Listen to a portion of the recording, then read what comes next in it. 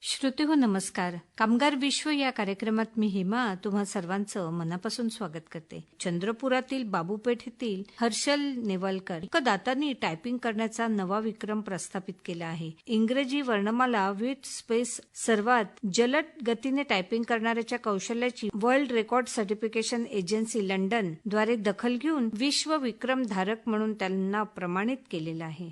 श्रोतेहो, आजच्या कामगार विश्व या कार्यक्रमात बांधकाम मजूर असलेले आणि 2दा विश्वविक्रम करणारे हर्षल नेवालकर यांच्यासोबत आज आपण गप्पा मारणार आहोत. त्यांच्या या संपूर्ण प्रवासाबद्दल, त्यांच्या विक्रमाबद्दल जाणून घेणार आहोत. हर्षलजी, कार्यक्रमात आपलं अगदी मनापासून स्वागत आहे. नमस्कार.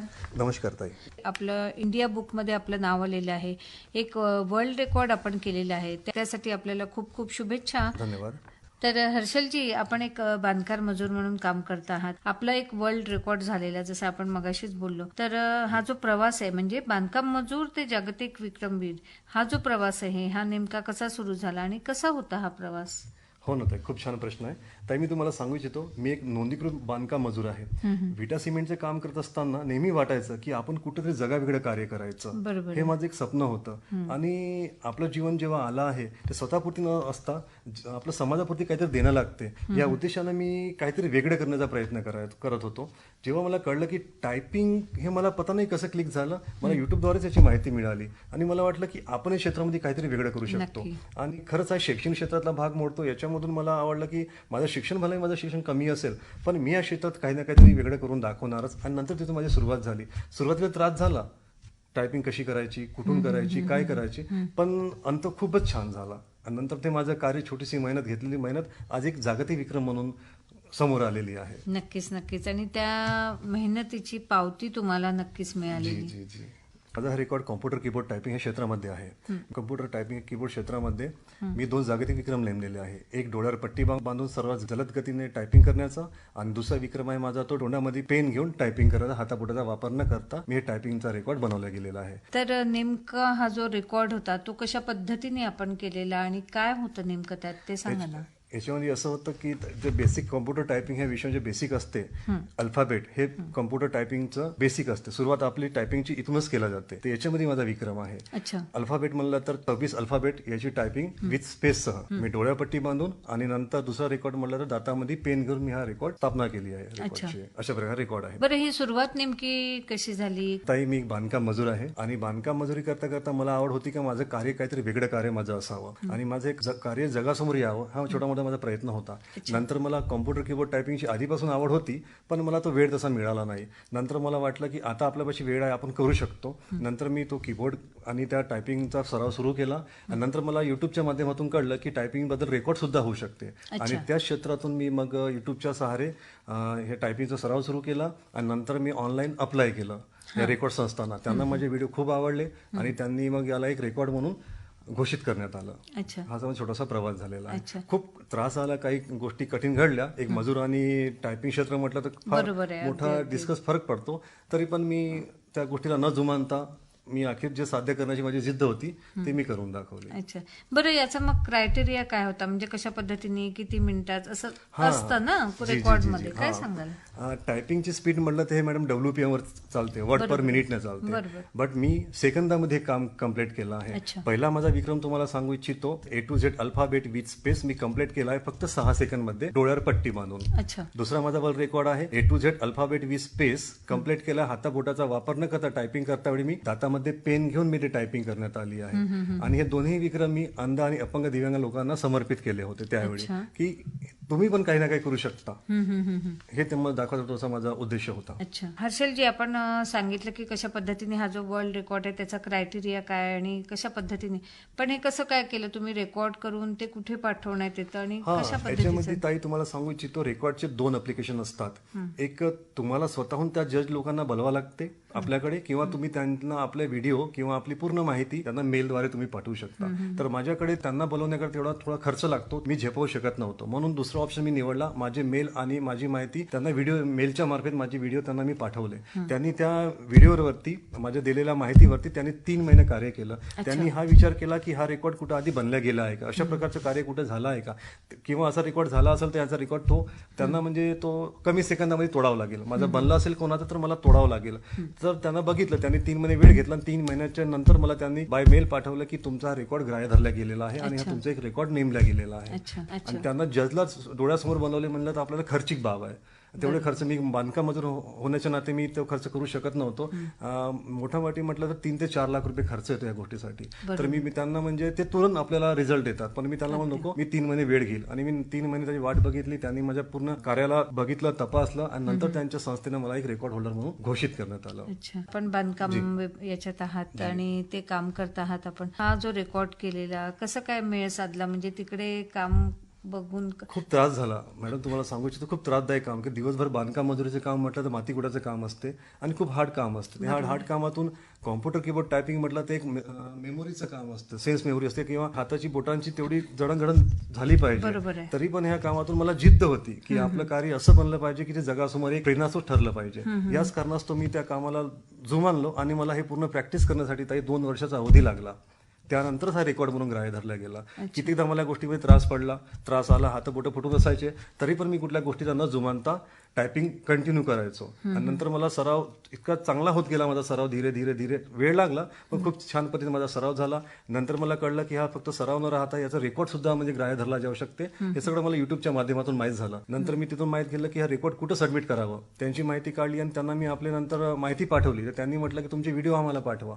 मी त्यांना व्हिडिओ, माझी माहिती पूर्ण पाठवून व्हिडिओ तयार केले घरी मोबाईलवरती शूट करून, माझे व्हिडिओ लॅपटॉपवरती टायपिंग करताना, आणि ते व्हिडिओ त्यांना शूट करून मी ते व्हिडिओ त्या समोरच्या कंपनींना पाठवले.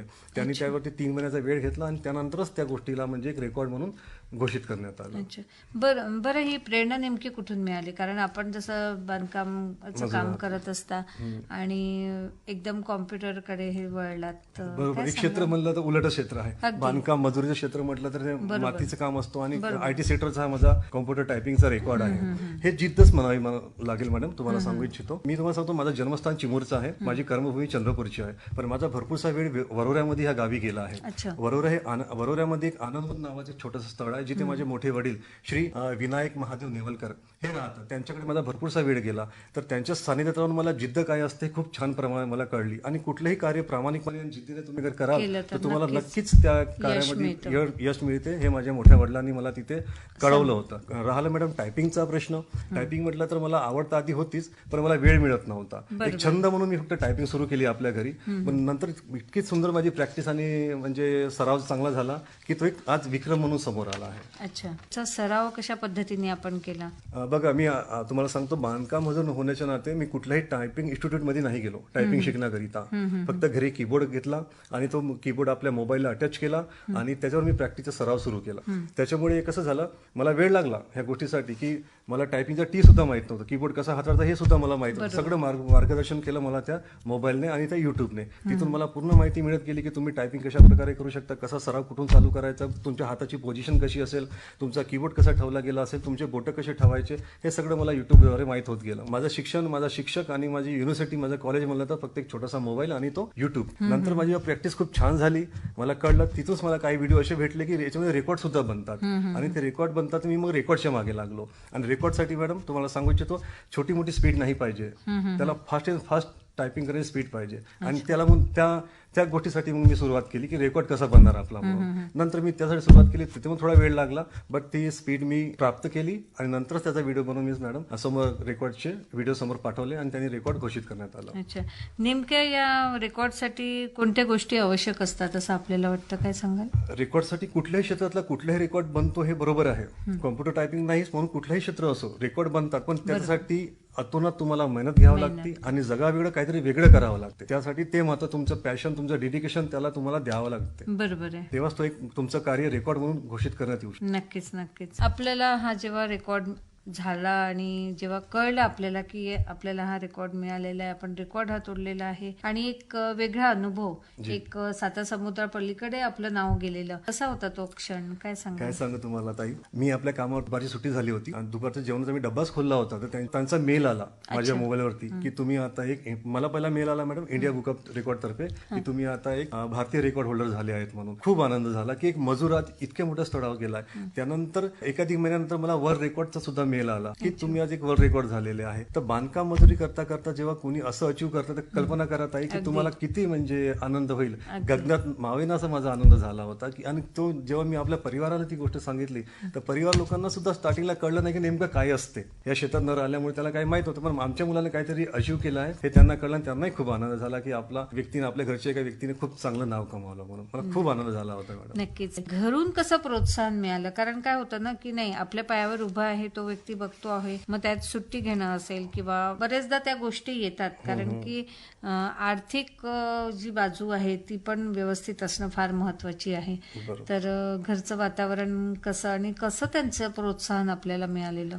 माझं संपूर्ण परिवार म्हटलं तर ताई पहिल्यापासून शेतमजूर आणि आता पण मजुरीच करण्यामध्ये होते. माझे आई वडील सुद्धा मजूरच, आमच्याकडे शेती वगैरे असायची होती तर ते शेतमजूरच होते. तर त्यांना आमचा परिवार सुद्धा मजूरच. तर त्यांना मी नेमकं घरी जेव्हा टायपिंग करायला बसायचं, कामावरून यायचो संध्याकाळी 6-6:30 आणि आंघोळ पाणी करून मी टायपिंगला जेव्हा बसायचो, हा काहीतरी करत आहे हे त्यांना दिसायचं, पण काय करत आहे नेमकं त्यांना माहित नव्हतं. त्यांना बटनाचा आवाज यायचा, मोबाईलच्या डिस्प्लेवर काहीतरी अल्फाबेट उमटत होते हे त्यांना दिसत होतं, पण नेमकं काहीतरी करत असेल हे त्याला कळत होतं, पण नेमकं काय करत आहे हे त्यांच्या डोक्यात तेव्हा भरलंच नव्हतं. माझ्या घरी रिपोर्टर वगैरे आले, जेव्हा माझा रेकॉर्ड बनला तेव्हा त्यांना कळलं की हा व्यक्ती जेव्हा बसून हा 2 वर्षापासून प्रॅक्टिस करत होता हे ते कार्य करतो, जे आज त्याचं कार्य जगासमोर एक रेकॉर्ड म्हणून समोर आलं, तेव्हा त्यांना खूप अभिमान वाटला. पण त्यांना जेव्हा कळलं की काहीतरी हा वेगळं करून राहिला आणि याने वेगळं ते साध्य केलेलं आहे, तेव्हा त्यांना खूपच अभिमान झाला. खास करून माझे मोठे वडील जे वरोऱ्यामध्ये राहते, त्यांचं नाव म्हटलं मी तुम्हाला विनायक नेवलकरजी, यांना खूप आनंद झाला की काहीतरी मुलानं नाव समोर काढलं म्हणून खूप आनंद झाला. बरं, आपलं शिक्षण किती झालेलं? ताई तुम्हाला सांगतो, मी घरचा मोठा आणि त्याच्यामुळे घरची जिम्मेदारी लवकर माझ्यावरती आली आणि माझं शिक्षण फार लवकर सुटलं. मी 7वी पर्यंत माझं शिक्षण झालेलं आहे आणि त्यानंतर मी शाळा सोडली आणि मी घरी हातभार लावण्याच्या याच्यामध्ये लागलो आणि मी कामाधामात निघून गेलो.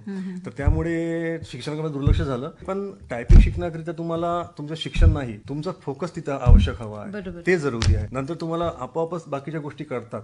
फक्त टायपिंगसाठी शिक्षण नाही तर ते पोझिशन कशी आहे बोर्डची, तुम्ही बोट कुठे चालवताय, हात कसा ठेवताय, हे शिकणं आवश्यक आहे. तुम्हाला शिक्षण तर पाहिजेच म्हणा, पण माझं शिक्षण कमी आहे म्हणून मी त्या गोष्टीला दुत्कारलं नाही की मी कमी शिकलाय तुम्ही काहीच करू शकत नाही, हे मला दाखवायचं होतं. अच्छा, बरं, हा जो रेकॉर्ड आपण केलेला वर्ल्ड रेकॉर्ड म्हटलं तर एक वेगळं चित्र, वेगळा आनंद सगळं असतं. स्वरूप कसं होतं याचं? स्वरूप याचं असं होतं की त्यांच्याद्वारे मला सर्टिफिकेट, मेडल, काही आयडी कार्ड, काही बॅच त्यांच्याद्वारे मला बाय मेल किंवा बाय कुरिअर पोस्ट करण्यात आले होते. सर्टिफिकेट आहे, एक गोल्ड मेडल आहे, एक बॅच आहे, एक आयडी कार्ड आहे, हे सगळं त्या स्वरूपाच्या आपलं रेकॉर्ड अचिव्हमेंट किटचं ते त्यांनी मला पाठवलं होतं. आणि त्यांनीच म्हटलं की मग हे तुम्ही जे मी तुम्हाला पाठवलं आहे यांच्यावरती आम्हाला फोटो पाठवा, आम्ही तिथं आपल्या रेकॉर्ड बुक मध्ये तुमचं नाव आणि तुमचे फोटो तिथे नमूद करू. आता पण तुम्ही गुगलवर हर्षल नेवलकर हे तुम्ही टाईप कराल तर माझी तुम्हाला तिथे मिळून जाईल. तर हा सुद्धा एक अभिमान वाटतो की ज्यावेळी आमच्या हाती छोटे कीपॅडचे मोबाईल होते त्यावेळी काही शोधणं म्हटलं गुगलवरती तर खूप मोठी गोष्ट वाटायची. आज स्वतः मी त्या गुगलवरती माझं कार्य आणि मी आहो तर मला खूप गर्व होतो या गोष्टीचा, खूप अभिमान आहे या गोष्टीचा की मी हे प्राप्त केलं की गुगलवर मी आज आहो.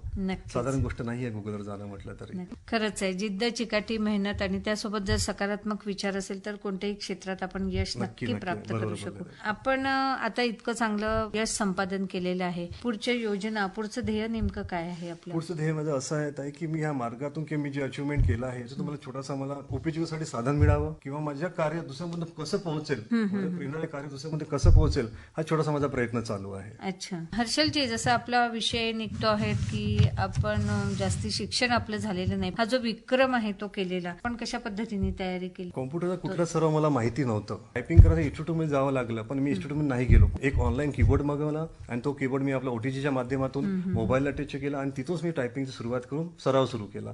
सराव मला खूप त्रासदायक वाटला सुरुवातीला, कारण की बाती गुटाचं काम नंतर टायपिंग खूप मोठा डिस्टंट आहे गोष्टीमध्ये, खूप मोठा फरक आहे. कधी कधी हाताला मार सुद्धा लागायचा, छन्नी हातोडा समजा किंवा गोट्या माती समजा, हाताला मारलो, बोटाला मार सुद्धा लागायचा, तरी पण मी तो एक जे- जिद्द तुमच्यामध्ये जिद्दी, होती तो मी तराव मी सोडत नव्हतो. कुठल्याही परिस्थितीमध्ये रात्र कावना होऊन जावं तरी मी टायपिंग करत राहायचो. अच्छा. अंत असं झालं की ती टायपिंग खूप छान प्रकारे मला आली आणि नंतर मला रेकॉर्डच्या बद्दल माहिती मिळाली आणि नंतर मी रेकॉर्डसाठी अप्लाय केलं.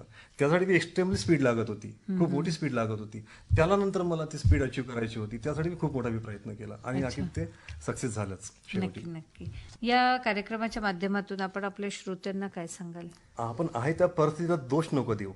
जर एक बांधकाम मजूर जग जिंकू शकतो तर तुम्ही पण काही ना काही करू शकता. फक्त स्वतःवर विश्वास ठेवा आणि आपण आहे त्या कार्यामध्ये मेहनत घ्या, डेडिकेशन घ्या आणि फोकसने ते काम करा. नक्की ते काम आपलं एक चांगल्या स्तरावर उमटून दिसेल. नक्कीच.